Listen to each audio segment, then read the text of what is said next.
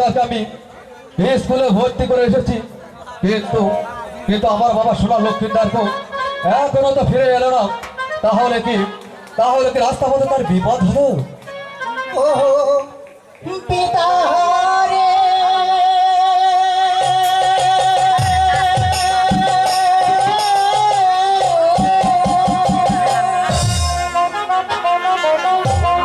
আমি যাব না ওই স্কুলে লেখাপড়া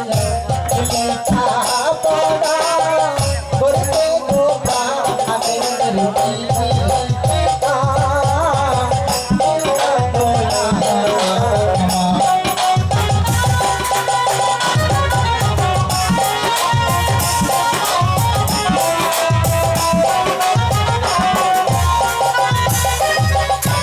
বাবা, বাবা লক্ষিন্দর, আমি যে ফিরে এসেছি বাবা। তুমি ফিরে এসেছো বাবা? হ্যাঁ বাবা। বাবা তোমার মুখটা কেন মলিন বাবা? আমি তো কিছুই বুঝতে পারছি না। ওই স্কুলে আর লেখাপড়া করবো না বাবা। কেন বাবা? তাহলে তুমি কি করতে চাও বাবা? ওই স্কুলে লেখাপড়া করতে গেলে আমাদের বংশের মান সম্মান সব কিছু ধুলোয় মিশে যাবে বাবা। কেন বাবা, কি হয়েছে আমাকে খুলে বলো। ওই স্কুলে হরেন দাদা আমাকে গালি দিয়েছে বাবা, গালি দিয়েছে। তাই নাকি? হ্যাঁ বাবা, হ্যাঁ। তাহলে তুমি কি করতে চাও বাবা? বাবা, আপনি মনে হয় ভুলে গেছেন আমরা সওদাগর বংশের ছেলে। হ্যাঁ তাই আমাদের পেশা কিন্তু বাণিজ করা।